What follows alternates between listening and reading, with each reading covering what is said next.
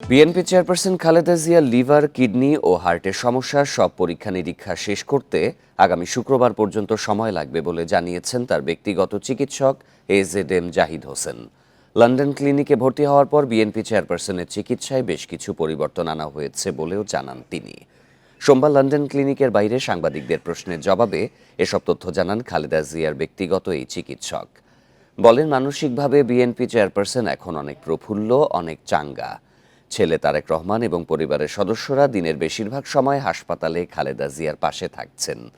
সুস্থতার জন্য সবার কাছে খালেদা জিয়া দোয়া চেয়েছেন বলেও জানান doctor Zahid Hossain. Liver, kidney, diabetes, arthritis সহ নানা রোগে আক্রান্ত ৭৯ বছর বয়সী খালেদা জিয়া উন্নত চিকিৎসার জন্য গত মঙ্গলবার যুক্তরাজ্যে যান।